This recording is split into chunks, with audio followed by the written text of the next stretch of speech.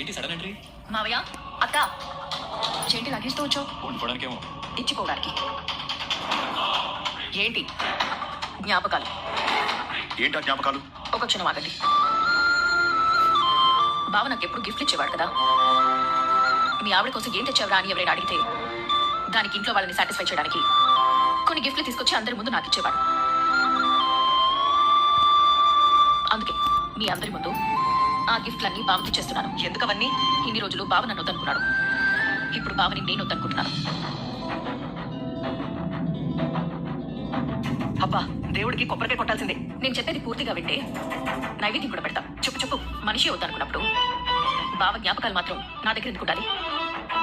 ఇది పాయింటే. అందుకే జ్ఞాపకాల్లో కూడా బావ నాకు గుర్తు రాకూడదని ఫోన్లో బావతో ఉన్న ఫోటోలన్నీ డిలీట్ చేశాను. కావాలంటే చెక్ చేసుకోండి. మేము నీ మాట నమ్ముతాం. సంతోషం. అలాగే ఇది కూడా నమ్మండి. 10th క్లాస్ టైంలో బావ నాకు ఇచ్చిన టెడ్డీ బేర్. సౌరి ఆడుకోవడానికి పనికి వస్తుంది. ఇది 7th క్లాస్ చదివేటప్పుడు ఇచ్చాడు. ఓ little bell girl. Remote car. Remote ఏది? పోయినట్టుంది. ఇది కాఫీ కప్.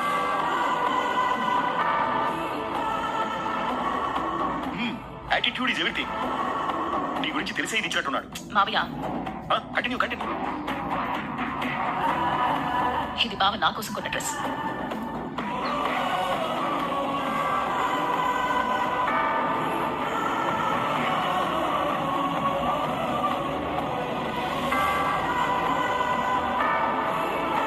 ఇవి బావిచ్చిన వస్తువులు. బావా, ఇవన్నీ నువ్వే తీసుకో. మరి బ్యాగ్? ఇది నాదే. ఇది కూడా వదిలేమంటే వదిలేస్తా. నా వస్తువులు నాకు ఇచ్చినప్పుడు నీ వస్తువులు నాకెందుకు? ఏం బావా, నువ్వు జోష్నకి ఇవ్వడం తప్ప జోష్న నీకేమి ఇవ్వలేదా? చిన్నప్పుడు ఒకటో రెండో వస్తువులు ఇచ్చింది. అవి వాళ్ళింట్లోనే ఉన్నాయి. అవి ఎందుకు వదిలేసావో అప్పుడు అర్థం కాలేదు, కానీ తర్వాత అర్థమైంది బావా. అందుకే మనసులో లేని మనిషిని వస్తువుల రూపంలో మోయడం ఇష్టం లేక వదిలేసిపోదామని వచ్చాను. మీ ఇంట్లో ఏదైనా గొడవ జరిగిందా? పెళ్లి చేసుకోనని మంగమ్మ శబ్దం చేసింది కదా. అది శపథం కాదు, నా నిర్ణయం. ఏదో ఒకటి మనిషి అన్నాక పెళ్లి చేసుకోవాలి. వివాహం మనిషి జీవితానికి ఒక పరిపూర్ణతనిస్తుంది. ఆ విషయంలో నువ్వు ఎక్స్పర్ట్ లే మావయ్య.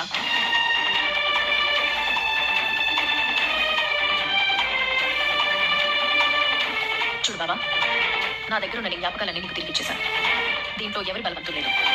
నా అంతటా నేనే తీసుకున్న నిర్ణయం. ఈ రోజు నుంచి నీకు నాకు ఏ సంబంధం లేదు. బంధాలు కూడా తెప్పేసుకుంటావా? నన్ను పూర్తి చేయండి మావయ్య. ఇదేదో మనసులో గట్టిగానే అనుకుని వచ్చిందండి. ముందు దాన్ని పూర్తి చేయనివ్వండి. చెప్పవే. నీకు నాకు పెళ్లి చేయాలని పెద్దవాళ్ళు అనుకున్న మాట ఈ రోజుతో పోయినట్టే. కొన్నాళ్ళు మనం మోసాం, ఇన్నాళ్ళు నేను మోసాను. ఇప్పుడు ఇక్కడితో అది వదిలేస్తున్నాను. అర్థమవుతుంది. ఇక మీదట కార్తీక్ అంటే కేవలం మేనత్త కొడుకు మాత్రమే.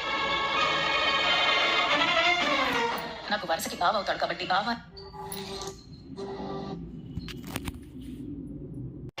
ఒక బావ మరదన్న సంబంధం తప్ప మన ఇద్దరి మధ్య ఇంకేం లేదు. ఉంటాను బావా.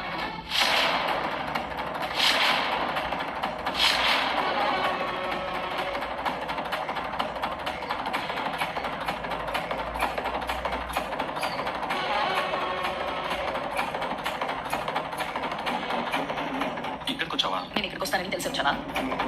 కాదు, నేనే రమ్మన్నాను. రెస్టారెంట్ గురించి తనతో మాట్లాడే పనుంది. సూరజ్, జోష్న ఏం చేసిందో చూడు. నా భర్త తనకిచ్చిన వస్తువులన్నీ తిరిగి ఇచ్చేసింది. అవును, అన్నీ ఇచ్చేశాను. ఒక్కటి తప్ప. ఏంటది? మనసు.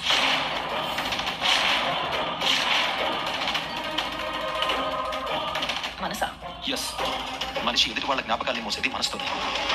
వస్తువులు ఇచ్చేసావు, కానీ మనసులోని ప్రేమని ఎలా ఇవ్వగలవు? రే, నువ్వేం మాట్లాడుతున్నావో అర్థమవుతుందా? మనసులో ఇస్తారా? చూసాం. Brother please. ఒక నా కోసం వచ్చారు, ఒక నేను పిలిస్తే వచ్చారు. మీరు ఇద్దరు ఇలా గొడవ పట్టు నాకు ఇష్టం లేదు. సూరజ్, జోస్న నేను ఇచ్చినవన్నీ తిరిగి చేసింది.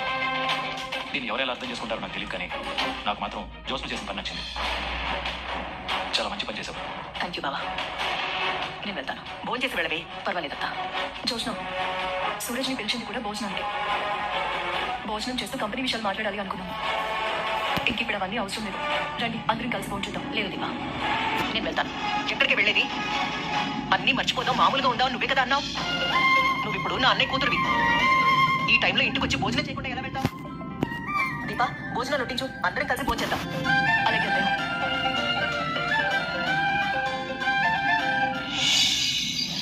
ఈ డీల్ మనమే చేస్తున్నాం మావయ్య గారు. ఇప్పుడు మరో రెస్టారెంట్ మనకు అవసరం ఉంటావమ్మా.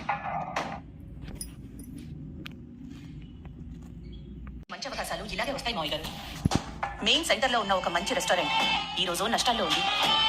దాని యజమాని దాన్ని అమ్మేయాలి అనుకుంటున్నాడు. నష్టాల్లో ఉంది కాబట్టి నచ్చిన రేటుకి అమ్మలేదు, వచ్చినంత రేటుకే అమ్మాలి. ఈ పాటికి మరి వేరెవరైనా ఆ రెస్టారెంట్ అడిగే ఉంటారు కదమ్మా. మనకి పోటీగా ఎవరు వస్తారు మావయ్య గారు? శివనారాయణ. బాబాయ్కి ఆ సెంటర్ అవసరం లేదు. దాని ముందు లైన్లోనే బాబాయ్ రెస్టారెంట్ ఉంది. అయినా శివనారాయణ వస్తాడమ్మా. రానివ్వండి మావయ్య గారు, పోటీ మంచిదే కదా. మనల్ని ఓడించడమే కదా శివనారాయణ లక్ష్యం. అందుకు నేనేం బాధపడలేదు. బాబాయ్ ఎవరు? సుమిత్ర మావగారు. మనతో పోటీ మనకే కదా. నువ్వు మనవాడు అనుకుంటున్నా శివనారాయణ మనల్ని పగవాళ్ళు అనుకుంటున్నాడమ్మా. శివనారాయణ పత్రమే నా లక్ష్యం మావయ్య గారు. అయినా శివనారాయణ మీద మనం జాలి చూపించాల్సిన అవసరం లేదు. అతని వల్ల మనం కోల్పోయింది చాలమ్మా. మనం ఆలోచించాల్సింది సుమిత్ర గురించే కానీ ఆ శివనారాయణ గురించి కాదమ్మా. అవును మావయ్య గారు, కానీ ప్రతిసారి మనం బాబాయ్ ముందు ఓడిపోతూనే ఉన్నాం. ఖచ్చితంగా ఈసారి కూడా పోటీకి వస్తాడు. వస్తే వాడి గెలుస్తాడు. అంత అవకాశం మీ కోడలు శివనారాయణకి ఇవ్వదు మావయ్య గారు. ముందు జాగ్రత్త పడ్డం వాళ్ళకే కాదు, నాకు వచ్చు. ఆ శివనారాయణకి వాడి ఫ్యామిలీ సపోర్ట్ ఉందమ్మా. నా వెనక మీరుంటే చాలు. శివనారాయణ లాంటి వాళ్ళు ఎంత మంది ఉన్నా నేను భయపడ్ను. మరొకసారి ఆలోచించమ్మా. సరే, నేను ఆగిపోతాను. మీరు చెప్పండి, శివనారాయణ మీద పగ తీర్చుకునే అవకాశం వస్తే మీరు వదిలిపెడతారా? వదిలిపెట్టమ్మా. కానీ నా కూతురు. మనం ఓడిపోయేది, శివనారాయణ గెలిచేది ఇక్కడే మావయ్య గారు. రెస్టారెంట్ పోటీలో సుమిత్రని తీసుకురావాల్సిన అవసరం ఏముంది? కానీ తీసుకొచ్చాడు. ఎందుకు? తన ముందు మనం ఏమీ మాట్లాడలేమని. ఈసారి కూడా అలాంటిదే ఏమైనా చేస్తాడు. మాటకి మాట ఈసారి బదులు ఇవ్వాల్సిందేనమ్మా. మీరు ఇదే మాట మీద ఉండండి. ఖచ్చితంగా ఈసారి శివనారాయణ తల దించుకునేలా చేస్తాను. నేను మాట మార్చనమ్మా. సుమిత్ర ఎదురుకుండా ఉన్నా సరే మీరు ఇలాగే ఉండాలి. అలాగేనమ్మా. అయితే ఈసారి చూడండి మావయ్య గారు, మనం శివనారాయణతో పోటీకి దిగితే ఓడిపోయి తల దించుకుని వెళ్లాల్సిందే. అదే నేను చూడాలమ్మా. చూస్తారు మావయ్య గారు. వాళ్ళని సర్వనాశనం చేసే వరకు నాకు ప్రశాంతత ఉండదు. అమ్మ దీపా,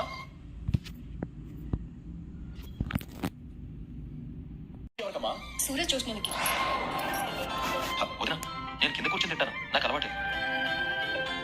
మరి జో జ్యోత్స్న గారికి కింద కూర్చొని తినడం అలవాటు లేదనుకుంటాను. తనకి కుర్చీ వేయచ్చు. ఏం పర్వాలేదు, నేను కింద కూర్చొని తింటాను. జ్యోత్స్న, నిజమే అత్త, నువ్వు కింద కూర్చుంటావా? నేను కిందే కూర్చుంటాను. సుమిత్ర చూసిందంటే నా కూతుర్ని కింద కూర్చోబెట్టారా అంటుందేమో. కింద కూర్చోవడం ఏమి చిన్నతనం కాదు మావయ్య, నేను కింద కూర్చుంటాను.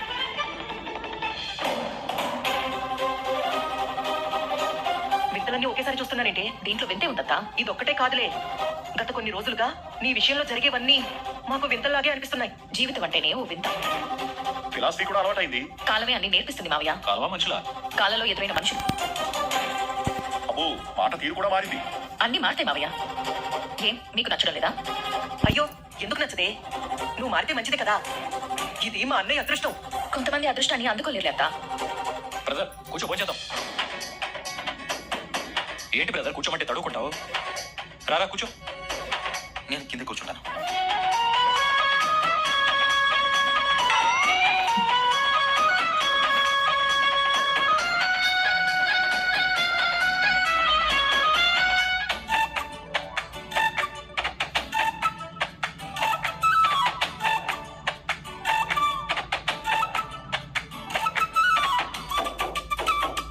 మావయ్య, నువ్వు ఇటు వస్తావా?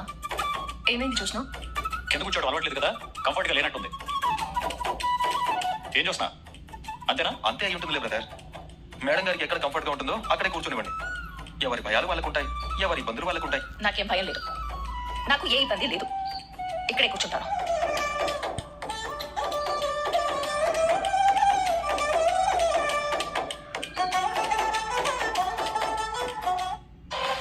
అనుకునే వచ్చినట్టుంది. చూసిన చాలా కొత్తగా కనపడుతుంది బాబా. కొత్త నిర్ణయాలు తీసుకుంటాం కదా, కొత్తగానే కనపడుతుంది.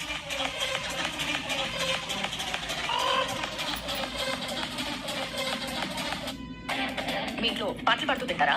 ఏదో ఒకటి మాట్లాడొచ్చు కదా. దీంట్లో ఎలా మాట్లాడాలి? నేను అలాగే మాట్లాడతాను. అయితే నువ్వు మాట్లాడు. నేను ఒకటి అడగదా? ఏంటి? నీకు పెళ్ళా?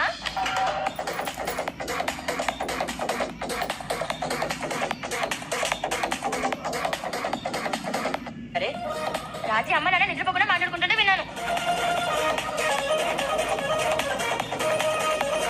ఏమినా ఏం బావా, రాత్రి మీరు నిద్రపోకుండా నా పెళ్లి గురించి మాట్లాడుకున్నారా? నువ్వు అంటే అంత ఇష్టమై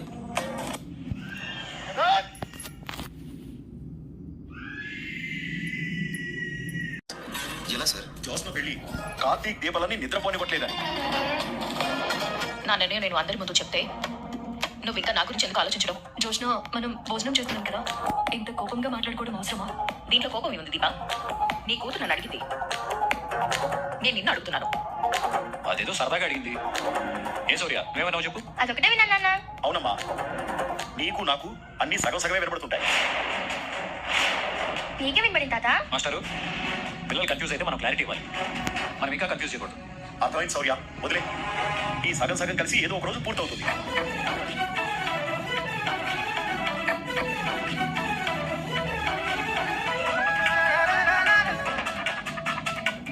జోస్నా, పెరిగేసుకో.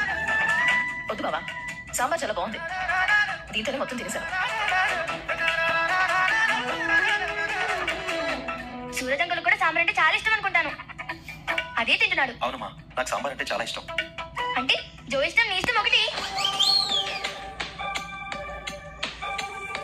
నాన్న, వీళ్ళిద్దరి ఇష్టం ఒకటే. సాంబార్ అంటే అందరికి ఇష్టమే శౌర్య, కానీ కొన్ని మనం అలా ఓపెన్గా చెప్పకూడదు. కొందరు ఇష్టానికి కూడా సర్టిఫికేట్ అడుగుతారు, దాన్ని చూపించమంటారు. ఇష్టం నేను చూపిస్తాం. ఇష్టాన్ని చూపించలేం, మనసుని చూపించలేం. కానీ కొందరు అడుగుతారు. అలా అడిగే వాళ్ళకి తెలియాలి కొన్నింటికి సాక్ష్యాలు ఉండవని.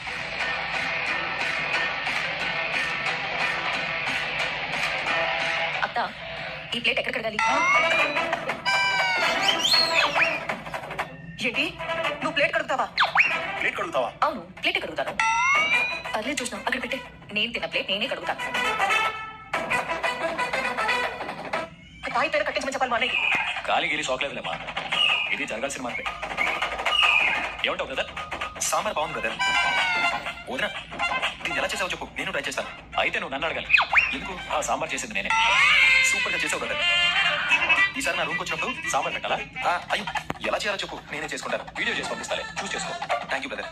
బ్రదర్ ఎక్కడా దొరకడు కదా.